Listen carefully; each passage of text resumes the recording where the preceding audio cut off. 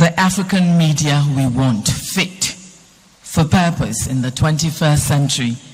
Once more, ladies and gentlemen, shall we put our hands together for Albert Kwabena Jumfo, President, Ghana Journalists Association and co-chairperson, Local Organizing Committee of the AMC.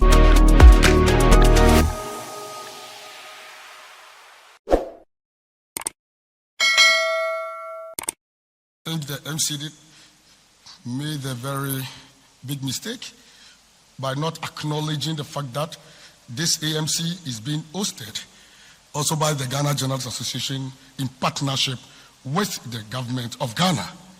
So I want to put that on record that the Ghana Journalists Association in partnership with the government of Ghana hosting this conference. The mother of all mothers in the Republic of Ghana, the Venerable Chief of Staff, Honorable Akosua Frima Osei Opare,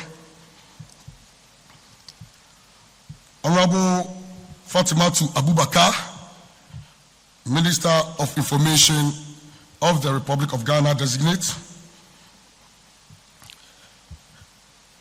Honorable Deputy Minister of Information designate, Honorable Sylvester Matthew Tete, who is also the MP for Botiano English Amanfro constituency in the Greater Accra region of the Republic of Ghana, Mr. Charles Abani, the UN Resident Coordinator in Ghana, Dr. Rita Bisonov, the Director of UNESCO Addis Liaison Office to AU and UNECA, Ms. Leslie Richer, Directorate of Information and Communication, African Union Commission, Mr. James Vianney, co-founder, International Fund for Public Interest Media, Mr. Churchill Otieno, President, the African Editors Forum, and Chairperson, African Media Convention Steering Committee. Ministers of State from the Republic of Ghana and from other African countries present, members of Parliament, Ghana and other African countries, Maamitiwa Adodankwa, the Executive Director of Yoko, and I've seen my mother, Honorable Voici Sarkofi, and also our revered and veteran journalist, Madam Elizabeth Oyino. Members of the diplomatic community in Ghana and across Africa, media practitioners and partners from Africa and the international community, distinguished invited guests, ladies and gentlemen. On behalf of the able leadership of the Ghana Journalists Association and the entire media fraternity in Ghana, I have the greatest pleasure to welcome you all to our beautiful country, Ghana, and to the 3rd African Media Convention, AMC. We are extremely honored to hold this august gathering of media professionals and partners, and we are excited to share the rich Ghanaian culture and hospitality with you during your stay here. And the Southern African Editors Forum hosted the 2nd edition in Lusaka, Zambia.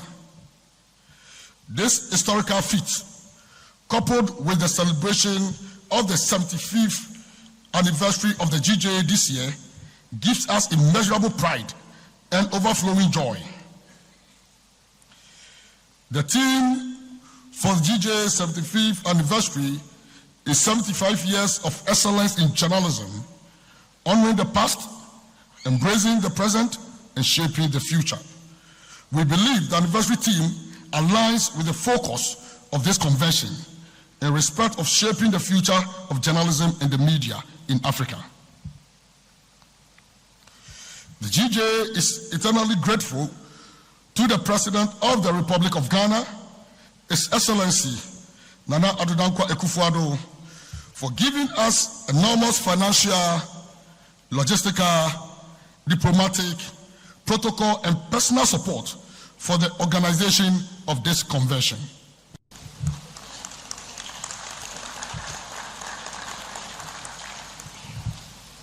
We are most grateful,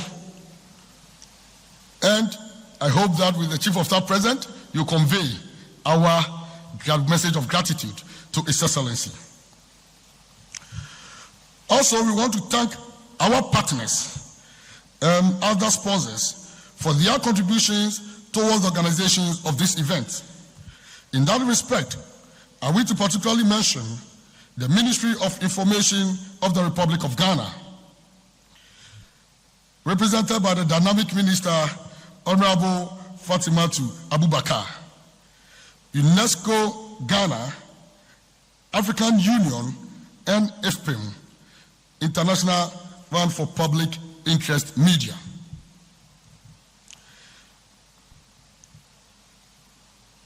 Our mother and Honorable Chief of Staff, the theme for the 3rd African Media Convention is the African media we want. I believe the theme for the 3rd African Media Convention is the African media we want, enhancing freedom, innovation, and environmental sustainability in a dynamic media landscape. I believe the theme offers enough food for thought, and as we deliberate on sub-themes and other critical issues confronting the media during the period of the convention, it is my conviction that we will leave this forum with solid ideas and action points to promote the good of the media in Africa. We need to work harder to enhance media freedom in Africa, and we can do it with innovative approaches. One critical area we need to tackle urgently and forcefully, which is highlighted in the theme for the convention, is environmental sustainability. And I remember the quote by the head of UNESCO Addis. He said, "Press freedom is our bread and butter." The current environmental crisis can cause unimaginable damage to Africa in particular, and it is a challenge the media in Africa must rise up to deal with it. Our revered Chief of Staff, I am happy to inform this gathering that Ghana's World Press Freedom Index improved from the 62nd position last year to 50th this year. This achievement is due to a number of factors, including strong collaboration among media partners and the government to address press freedom concerns. We are very grateful to our sponsors and partners, especially the Embassy of the United States of America in Accra, for their continued support in the promotion of press freedom in Ghana. I wish to quickly add that, in spite of the improvement made in our press freedom ranking, there are still some critical challenges we need to deal with, especially as Ghanaians go to the polls in December. We pray that the entire nation will protect journalists in the discharge of their duties. And we also pledge to protect the interests of the entire nation with credible election coverage. Esteemed Chief of Staff, away from the December elections, I wish to invite our distinguished foreign participant to experience the warmth and diversity of Ghana and to explore the many wonders that we have to offer. From our vibrant city of Accra to our stunning natural landscapes, we are confident that you will find inspiration and joy in our beautiful country. Our able and dynamic Chief of Staff, I have already rendered gratitude to the sponsors of this convention, but permit me to also express profound appreciation to the local organizing committee and the steering committee for the Third African Media Convention for their commitment and untiring effort at ensuring the successful organization of this convention. Kudos to the steering committee and the LOC team. We also want to thank the AMC Secretariat and the GJ Secretariat for their immense support, without forgetting the immense and massive support of the former Minister of Information, who is currently the Minister of Works and Housing, Honorable Kojo Ponkroma, who actually made this dream come to reality.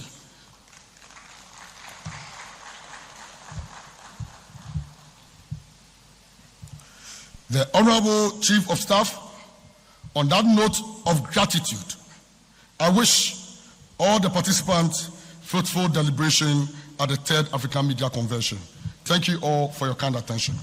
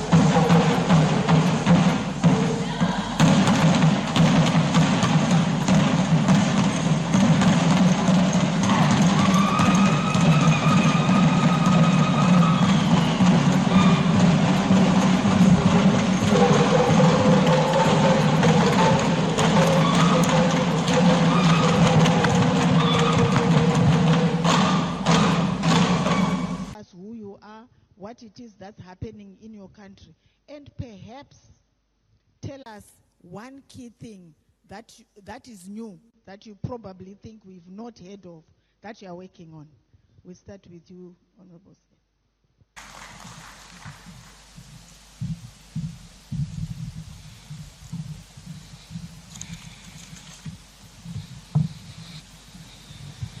The Chief of Staff at the Office of the President, Honorable Mrs. Akosua Frema Osei-Opare,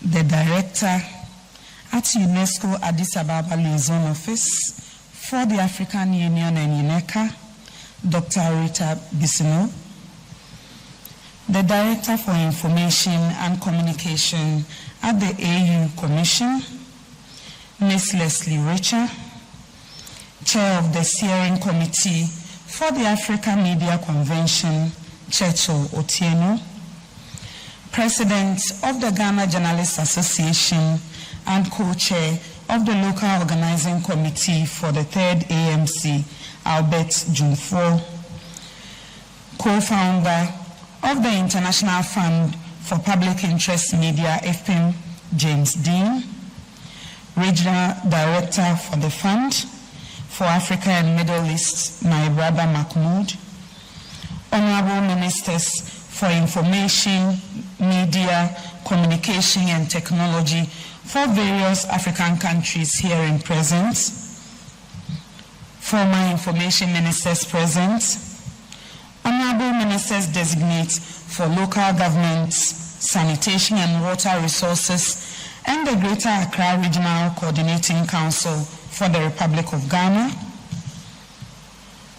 Board Chair of SNITS and former Minister for Information, Honorable Elizabeth Ohene, Presidential Advisor on Media and Strategic Communication, also former Minister for Information, Honorable Oboshisai Kofi, the Honorable Deputy Minister for Information Designate and Member of Parliament for Botiano English, Amam from Sylvester Tete, the Executive Director of YOCO, the Chief Fire Officer and other heads of security agencies here in presence, the Diplomatic Corps, the executives of the Ghana Journalists Association, the Ghana Independent Broadcasters Association, PRIMPAG, and New Media Association, representatives from the Africa Prosperity Network, organizers of the Africa Prosperity Dialogues, the Federation of African Journalists, the African Editors Forum, NANANOM, veteran journalists, the media, excellencies, distinguished ladies and gentlemen. Kindly permit me to stand on all further protocols already established and say good morning to you all. It is with immense pleasure and gratitude that I welcome you all to the 3rd African Media Convention here in Accra, marking the first time this esteemed event is being hosted in Ghana. Over the years, the African Media Convention has consistently served as a gathering of great minds, voices, and aspirations committed to shaping the future of media across our continents. Indeed, this year maintains that tradition without falter. As we convene here, we are not merely participants in a convention. We are stewards of truth, guardians of democracy, and architects of progress. Our presence here underscores a collective commitment to the fundamental principles that underpin a vibrant and resilient media landscape: freedom, innovation, and environmental sustainability. The theme of this convention, enhancing freedom, innovation, and environmental sustainability in a dynamic media landscape, reflects the multifaceted challenges and opportunities that define our times. It reminds us of the imperative to safeguard press freedom, embrace technological advancements, and confront the existential threats of climate change. Throughout history, the media has served as a beacon of hope, illuminating the path towards justice, equality, and progress. Today, as we confront unprecedented global challenges, the role of the media has never been more vital. The media is a catalyst for change, a catalyst for empowerment, and a catalyst for transformation. In the face of adversity, the media remains unwavering in its pursuit of truth and justice. Journalists, often at great personal risk, continue to shine a light on corruption, injustice, and human rights abuses. They amplify the voices of the marginalized, hold the powerful accountable, and inspire action towards a better world. Yet, as we celebrate the indispensable role of the media, we must also acknowledge the formidable challenges that lie ahead. In this era, defined by rapid technological advancement and profound societal shifts, the intersection of freedom, innovation, and environmental sustainability in our media landscape has become more crucial than ever. As we navigate through this digital age, where information flows ceaselessly and the boundaries between virtual and physical realms blur, the need to uphold these core values has never been more pressing. Today, our media landscape is characterized by an unprecedented proliferation of digital platforms, social networks, and content creation tools. While these developments have ushered in remarkable opportunities for expression, connection, and creativity, they have also brought forth a host of challenges. From the spread of misinformation and disinformation to concerns about data privacy and the environmental impact of our digital footprints. The complexities of this landscape demand our attention and collective action. Against this backdrop, the theme for the Third African Media Convention, Enhancing Freedom, Innovation, and Environmental Sustainability in a Dynamic Media Landscape, resonates deeply. It speaks to our shared commitment to fostering a media environment that empowers individuals, fosters creativity, and safeguards our planet for future generations. By exploring how we can strike a balance between these objectives, we can chart a course towards a more inclusive, equitable, and sustainable digital future. Honorable Chair, may I have your indulgence to outline several initiatives implemented by the government of Ghana in response to the aforementioned challenges. The government of Ghana, through the Ministry of Information, the National Media Commission, and other stakeholders, implemented a coordinated mechanism on the safety of journalists and launched a media capacity enhancement program to equip journalists with the skills and resources they need to navigate the increasingly complex landscape of modern journalism while ensuring their safety and security. I am proud to announce that these two distinct programs have already yielded positive outcomes and results. To date, we have provided comprehensive training to over 140 journalists in Ghana. These training sessions have equipped journalists with the skills, knowledge, and expertise needed to excel in their profession. We are committed to expanding the scope of these programs so that they reach all journalists in our country. Furthermore, as part of efforts to combat impunity and ensure accountability, the Ministry of Information has been actively engaging with the Judicial Service. We have advocated for severe punishments by the judiciary for those who attack journalists and media houses. We must hold those who attempt to silence the press accountable for their actions. And we will spare no effort in pursuing justice for victims of such unwarranted attacks. Our great nation, Ghana, recognizing the gravity of this challenge, has taken proactive measures to combat the rampant spread of misinformation. The government of Ghana also launched the GhanaToday.gov.gh website, a pioneering initiative in our ongoing battle for truth and clarity. A dedicated team at the Information Services Department, ISD, manages this website, which serves as a fortress against misinformation and a repository of accurate information directed from the ministries, departments, and agencies. The vision behind this initiative is clear: to combat misinformation by providing unfiltered, direct information about the workings of the government. The GhanaToday.gov.gh website is set to become the epicenter of all governmental activities, housing facts about projects and programs, full text of speeches by heads of various departments, official communications, publications, policies, and program documents. This comprehensive approach aims to reduce the level of misrepresentation and outright misinformation that often plague the online space.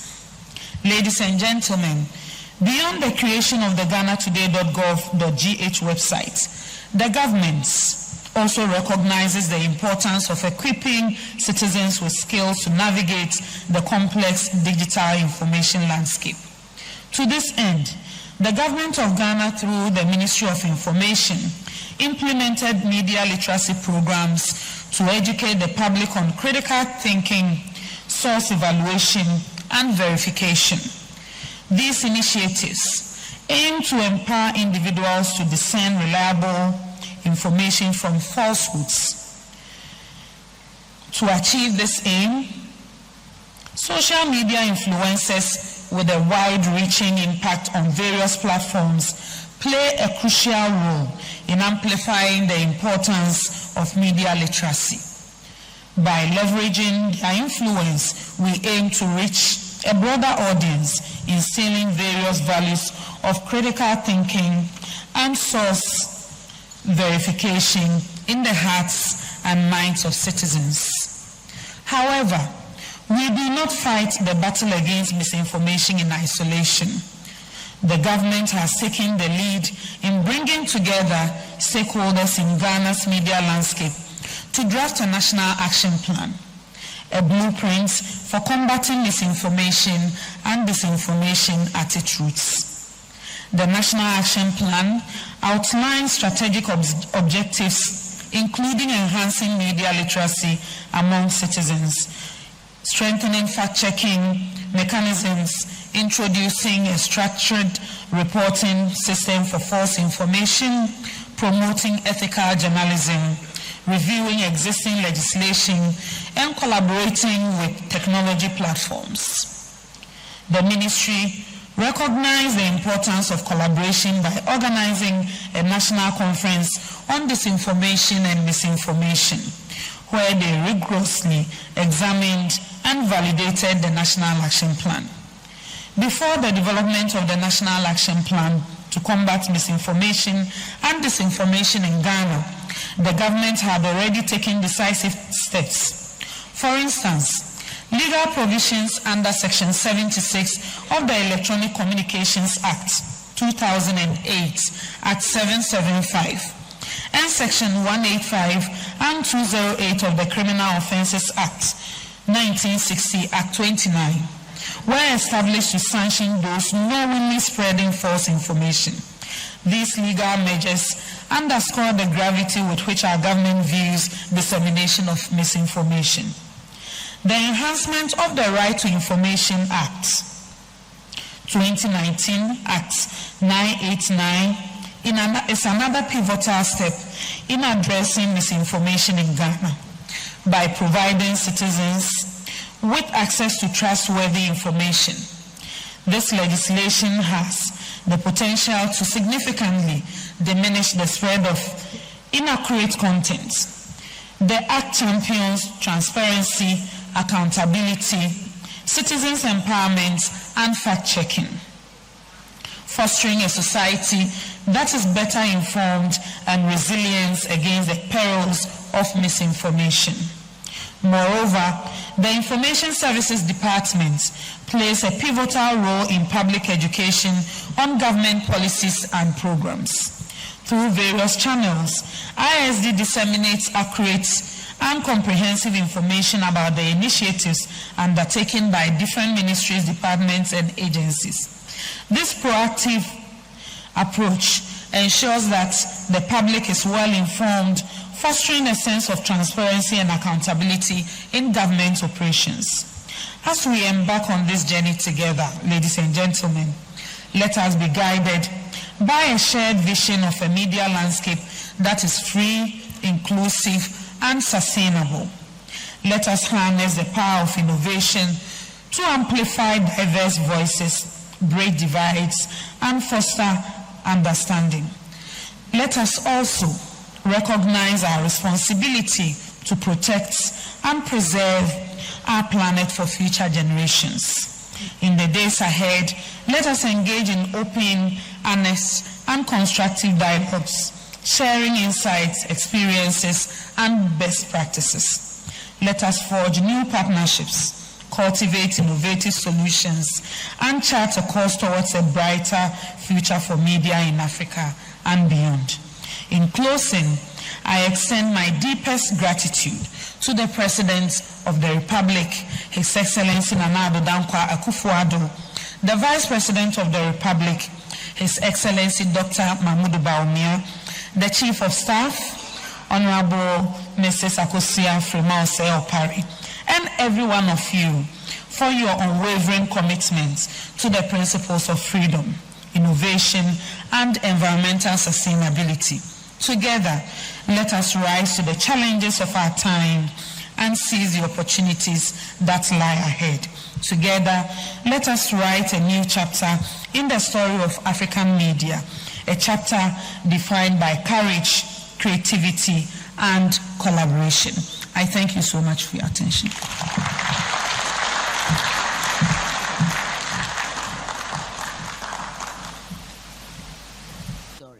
Thank you very much. The most important thing is we need to tell our stories. Thank you very much.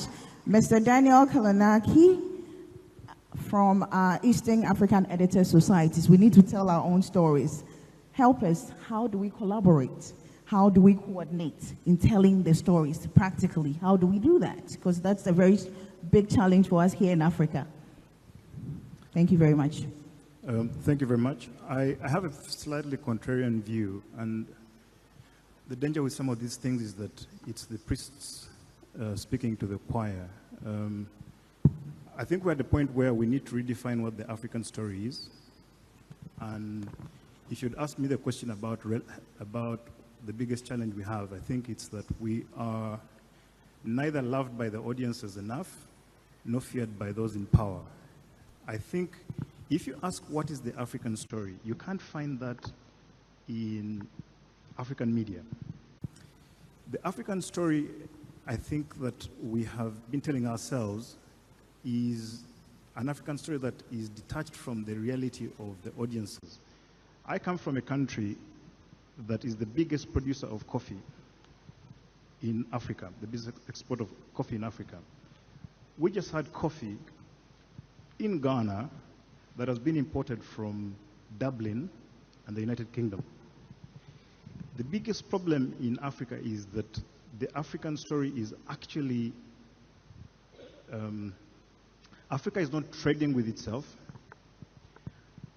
Africa is held back in a paradox of plenty. So we have resource-rich countries, but people that are materially and financially poor, and that story is not coming through in our media outlets. And I think before we get to telling the story, I think we're at the point where we need to define what actually is the African story. Thank you very much for that insightful one. Professor Amin and Hassan, I know you are very big on issues of sustainability, but very particularly on new media. What innovations do you think are needed to keep pace with the evolving media landscape? Yeah. Thank you. Thank you very much. I think I've listened to the contributions so far, and I would like to reposition the conversation on a wider scope. First of all, I want us to remember that two things define the media. The media is an institution of democracy. The media is also a business.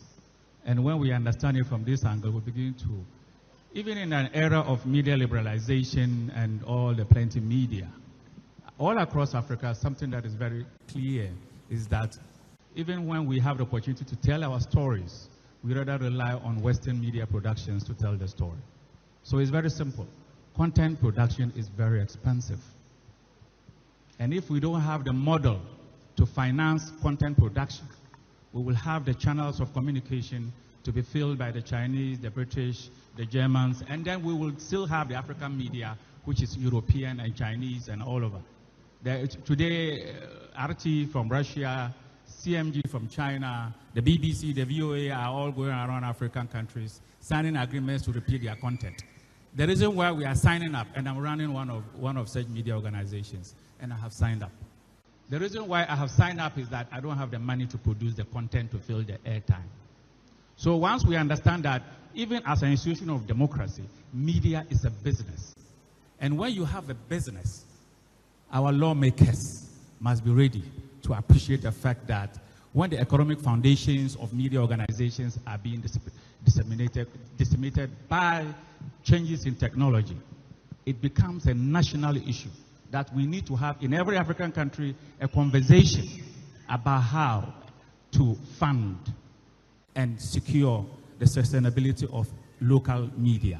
And you can't do that by just looking on. So, for example, the Canadians, the Australians discovered that big tech platforms have come in to take over the content and are making money. They have passed legislation to ensure that there is a revenue share so that local media will be funded. So once we appreciate the fact that media is both an institution of democracy and a business, then it becomes a matter of compulsion for the governments all across Africa to ensure that they stand with local media, find ways of securing their economic bottom line so that they will have the funding to finance African content from Africa for African airtime and African time. Thank you. Thank you, Professor Amin Al-Hassan. I think your conversation is opening the door and opening the conversation to a bigger level for the next session. I don't know which country will win that bid, but the conversation is even going to be bigger about sustainability, financing, media, and all of that. But I think that underneath is even a bigger question of human rights. Mr. Akpovo, the next question is to you, Regional Director of the Office of Commission on Human Rights, East Africa. Can you tell us, what does your office in East Africa see as the role of the media in promoting and protecting human rights? And what initiatives have you undertaken to support these efforts when it comes to the kind of content and also the kind of African media that we wish to see? Thank you very much.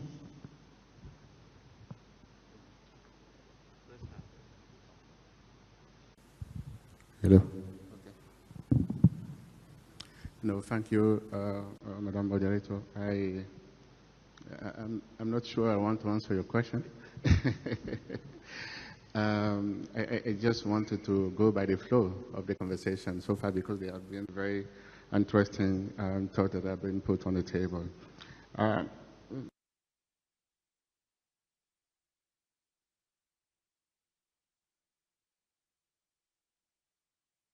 A issue from a writer perspective. And while as an African, I believe that we need definitely to have our own practices and then environment of a content creation and an own it so that the narrative that we produce resembles us, looks like our reality. I just want us to highlight that being a journalist is still a very dangerous business in Africa. Extremely dangerous. I was very touched and moved by the account that my brother Otieno has already made on those of them who have followed, simply in informing us, simply in attempting to pass on the information. A simple gist, gesture, which has cost them their life. So before we get into the whole problematic from purely philosophical perspective on content creation, managing content creation, and then how we position ourselves as a continent, we have to address the issue of safety of media workers.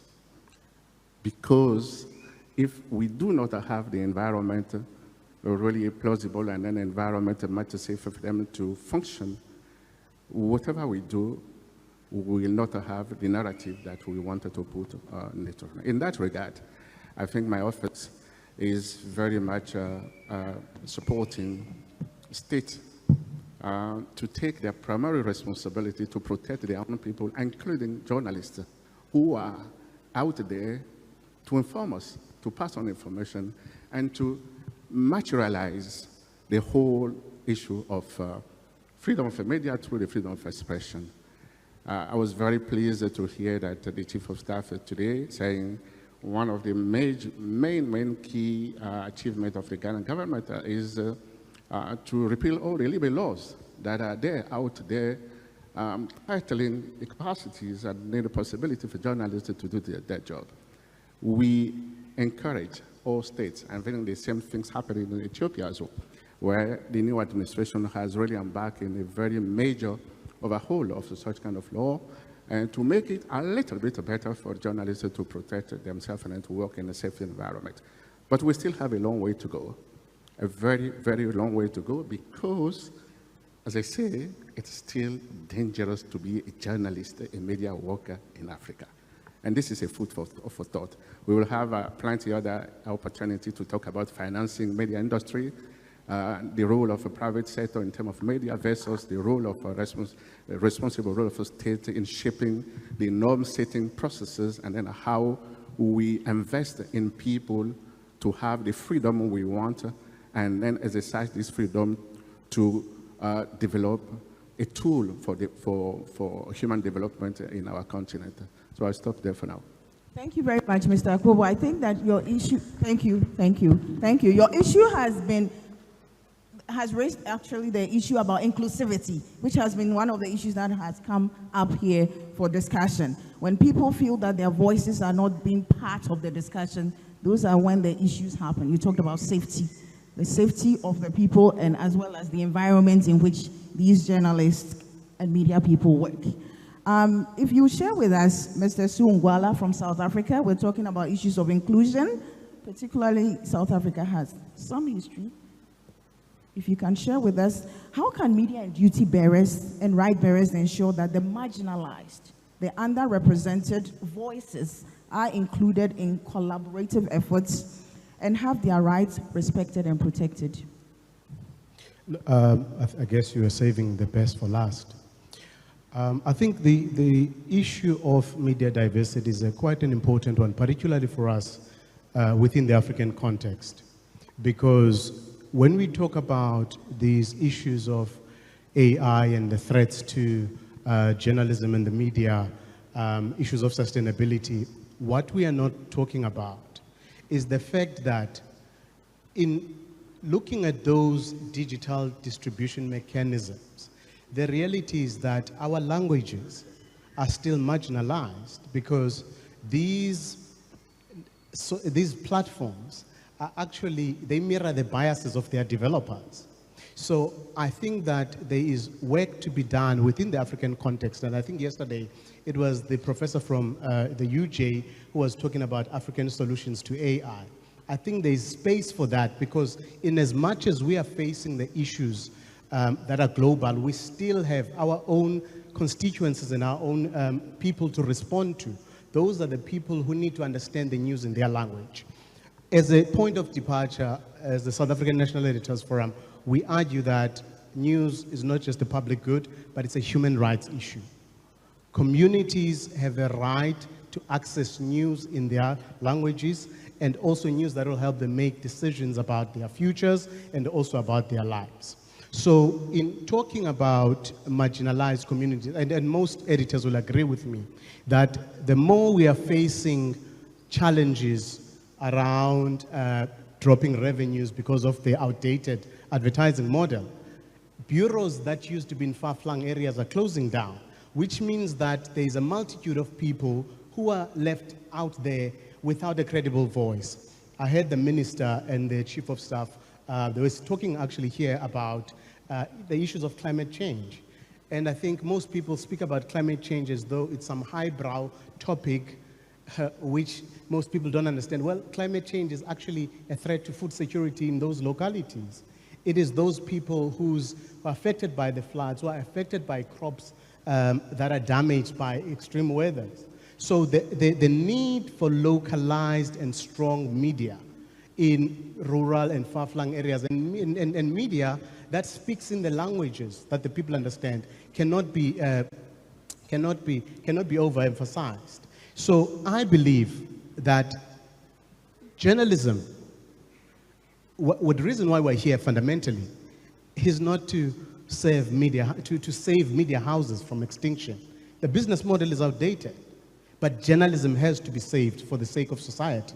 So those communities, we have to come up with solutions that prioritize local media and grassroots media that serves communities where it operates. I think that is the model that we need to adopt, and I would want us, as we leave this convention, to actually come up with a very good declaration that talks to the fundamental issue of news and credible news content not being a matter of commercial competition, but rather being that of human rights, and that every government should support efforts to ensure that communities in every locality, they can access news in their language. Thank you very much, Mr. Siungwala. That's a very interesting submission. We're talking, as we talk about today, we're talking about the future. One of the things that we're talking about is innovation. We cannot avoid, even though we're talking about the need to save the local media, is very important. State media, PBS, state broadcasters and things like that. We also need to look at innovation. We're talking about AI and other things. The old way and legacy media has its own thing that needs to be left behind. The young people also have their own. How can we collaborate? How can we merge? How can we sort of talk together to each other? Because we have this, in terms of demographics, various people in society, and we need to provide information to others. I mean, how do we navigate? How do we navigate? Look, the reality is that you'll always have generational, I would call it, it's not animosity or competition, because the older generations always feel that they used to do things better than the younger generation. The reality is that the world has shifted, and social media has actually played a big role, I must say, in allowing giving the marginalized a voice. But I think at the same time, it amplifies the need for credible news media, because as we fight disinformation, the perfect antidote to disinformation is actually credible news content. And that's why it cannot just be that anyone who's got a microphone, anybody who's got a smartphone can tweet or write what they like and get away with it. So platforms also have a responsibility in this regard to ensure that, we know that there are algorithms, like for instance on Meta, they limit news content, right? And you've got other platforms that promote entertainment as opposed to news. I believe that on the collaboration front, we need to speak in one voice, because this social media, we cannot do without big tech platforms. We need them, and they are a good voice for the marginalized. But in speaking about the solutions and collaboration among ourselves, we need to actually hold them accountable and agree that in the jurisdictions where they operate in our countries, that actually they assist in prioritizing credible news content, so that the people of those countries can have access to good, credible information. But I'm also encouraged, I must say, by the conversations that we've been having here, because I think we're starting to have a conversation where we speak with a more uniform voice, because Africa is left behind, and I like the fact that we are putting on the platform, on the pedestal, these issues that afflict not just ourselves but the world, in trying to find African solutions. So I think organizations like the African Editors Forum, FAJ, CAJ,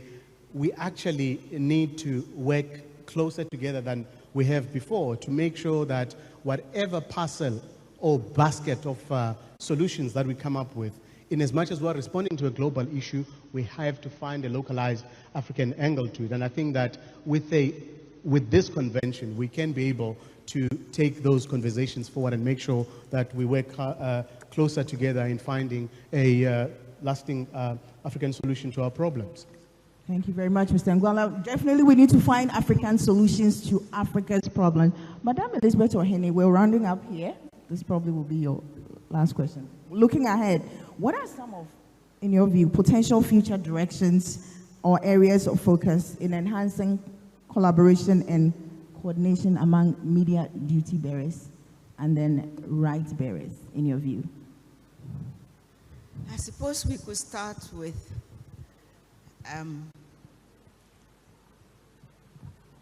reporting about our neighbors. Here we are in Ghana. On any average day, we have no idea what's happening in Togo. We have no idea what's happening in Cote d'Ivoire. We have no idea what's happening in Burkina Faso. And these are the three countries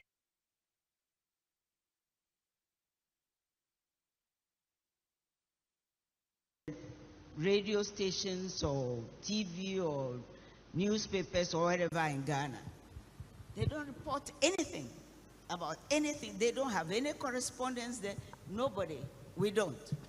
And I could say the same thing about all the other Africans. We could all start simply by reporting on our neighbors so that we know what is happening in our neighboring countries. That's a start. That is how to collaborate. That is how to make us, when we say African stories. Yeah. What's this African story we are talking about when we don't even know what's happening in Togo? We don't know what's happening in Burkina Faso, in this country, nor in Cote d'Ivoire, or never mind our Nigerian cousins. You know, we have to go through some other, I dare say, agencies to learn what's happening there. So I would think that that is the first thing to start, by simply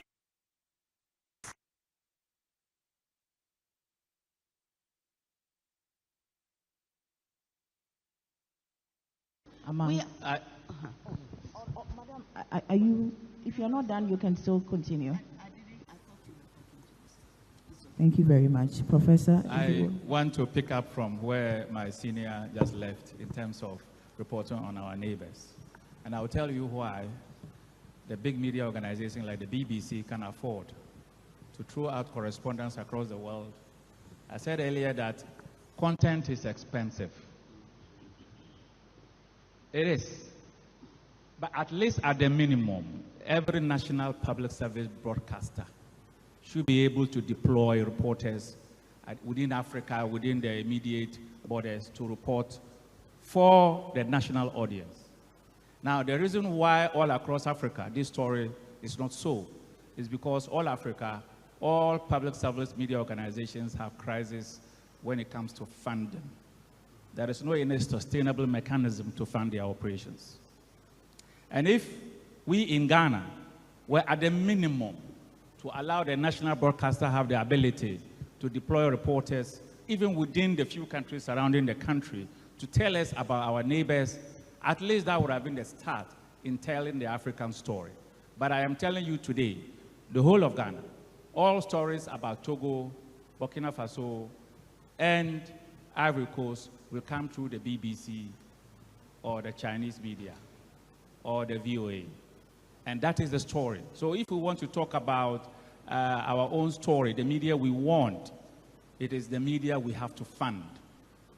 We heard earlier this morning about the public interest, International Fund for Public Interest Media. That is a great initiative that we must celebrate. But I have always said that donor type of issues are not sustainable. So at some point, the funding will stop. And where do we go? We must appreciate the fact that we must find a way to fund content.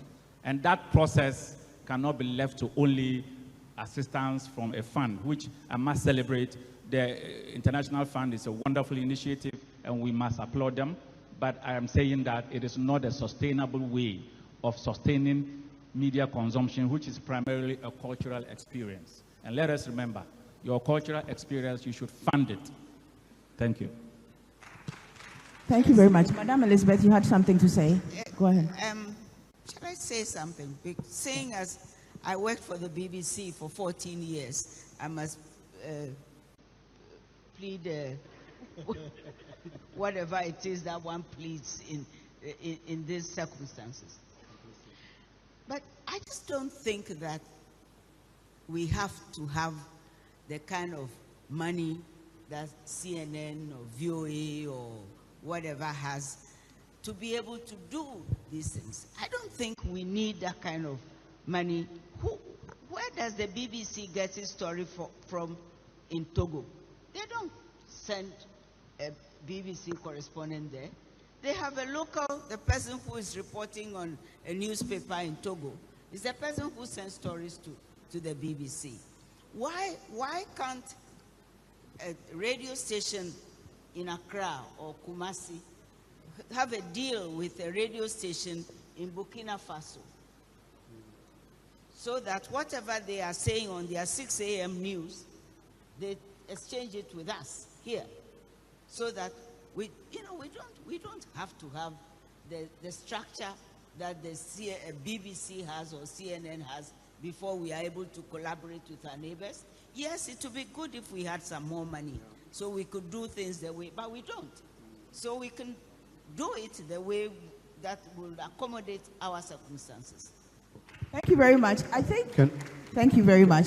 Just a minute. I think that the challenge here is a fragmented media, which we have here in Ghana. I don't know what the case is in Eastern Africa, Eastern African editors.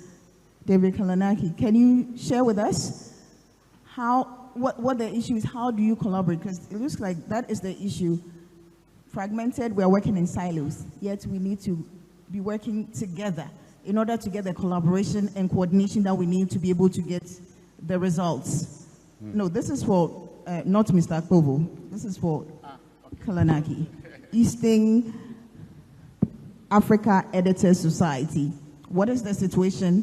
You have a fragmented media. Madam Elizabeth raised that issue here. We need to be coordinating more. What's the situation? What do you propose? Chair. Thank you. I think fragmentation is across the continent. We're fragmented by geography, by language, by borderlines, and even within the countries. So that is, I think, a historic problem, and it speaks to form. But I think there is an argument to be made for substance.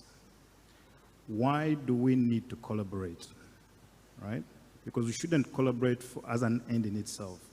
The reason we need to collaborate, and I think this is the paradigm shift that African media need to do, is that African media must align themselves to Africa's strategic interests.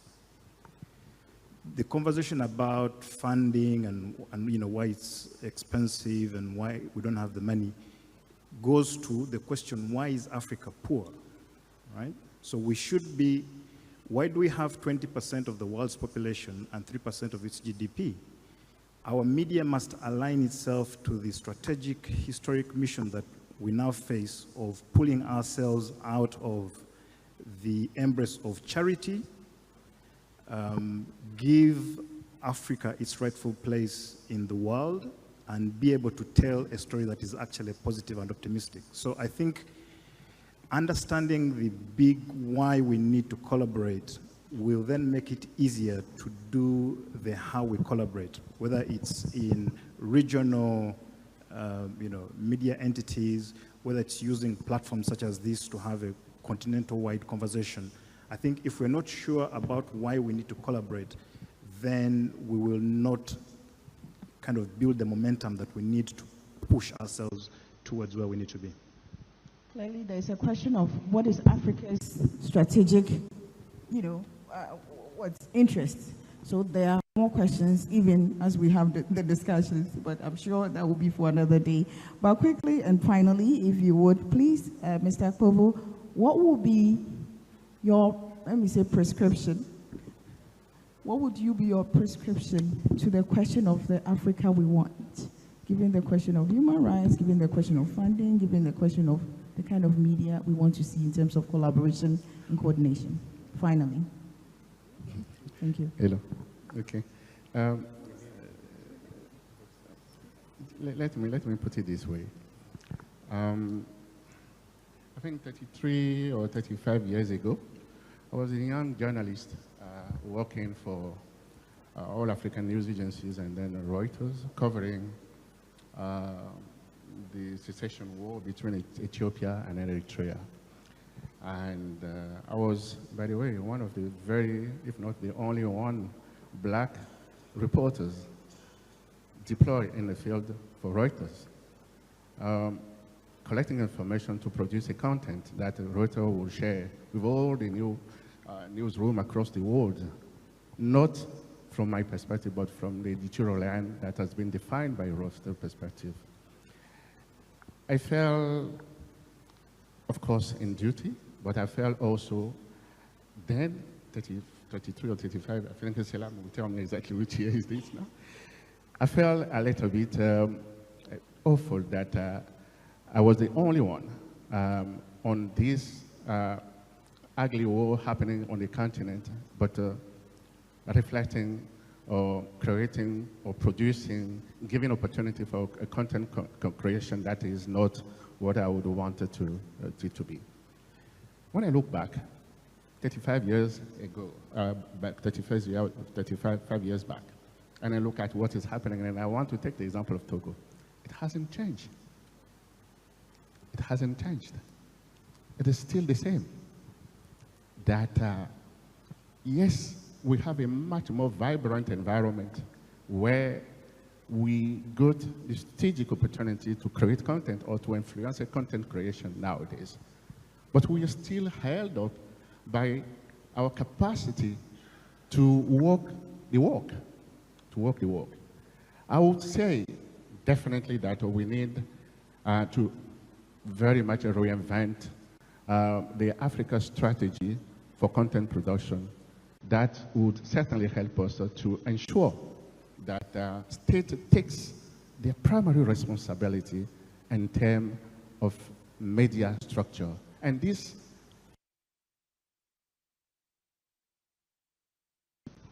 in media industries, both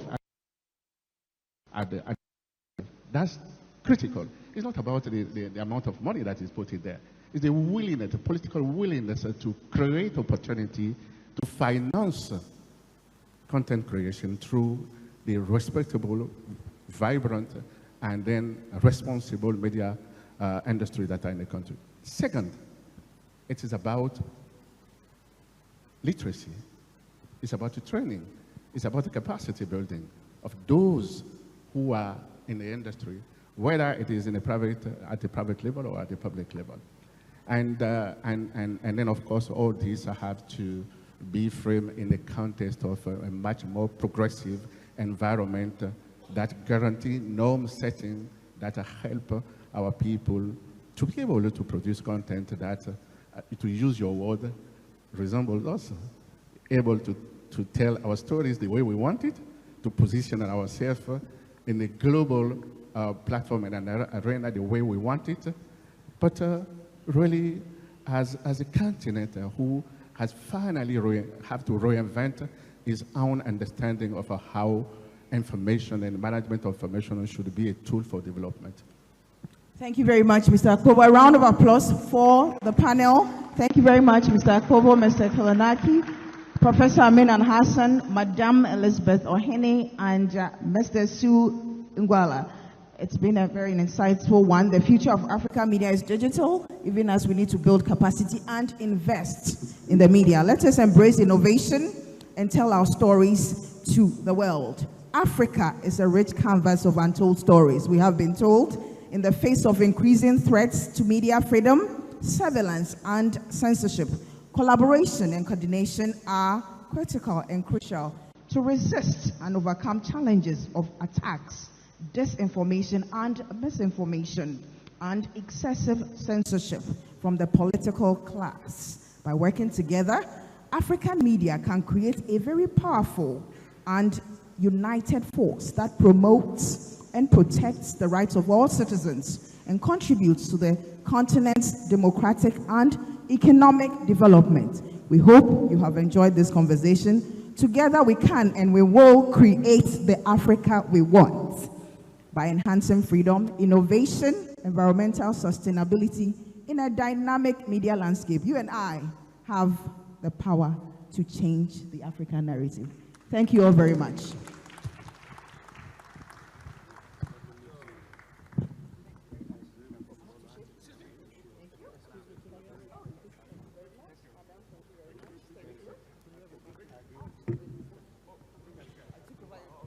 Yes, indeed, Rebecca. Thank you very much. We will build a better Africa. The Africa we want and the media we want. Ladies and gentlemen, I'd like to say a very big thank you to our moderators and our panelists. Interesting conversations, rich conversations. I wish we could go on and on and on and on. We've come to the time where we take a 40-minute lunch break. And when we return, we're coming back here to go into a joint plenary session on media freedom. So it's a 40-minute lunch break, and we're coming back in here to go into our media freedom discussion. And then from there, we do the breakout sessions afterwards.